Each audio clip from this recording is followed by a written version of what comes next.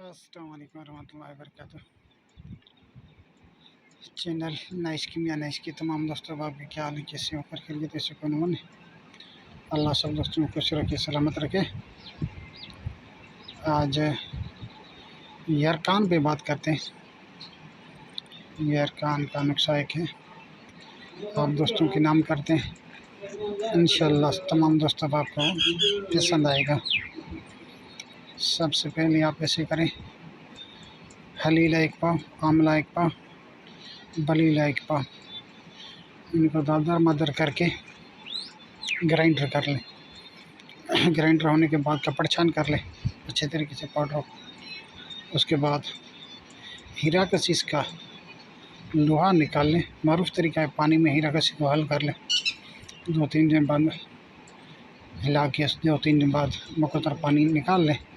पीछे नीचे आपको मिलेगा लोहे का पाउडर हीरा कसीस का, वो एक पाव होना चाहिए। खुश करके पाउडर कर लें, अच्छी तरीके से खल कर लें। और हलीला बेला आंवला के पाउडर के साथ इसको खल कर लें।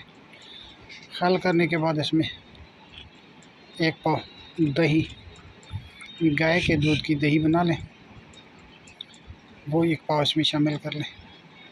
अच्छे तरीके से खल करके रख दें 1-2 दिन साए में। वक्तन खल करते रहें और खुश्क हो जाए तो फिर दूसरा एक पाव इसमें दही का शामिल करना है।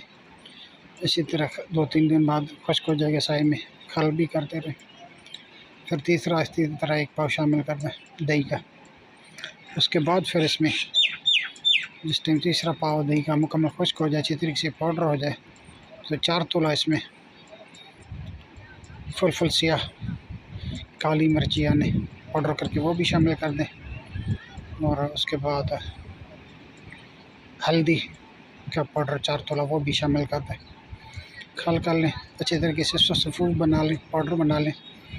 ये जो है ना, ये गैर कान के लिए बेहतरीन चीज़ है। 3 माशा से 4 माशा तक खुराक है, मरीज़ को खिलाएं। सुबह को नाश्ते के बाद और शाम को खाने के बाद 1 हफ्ते तक खिलाएं।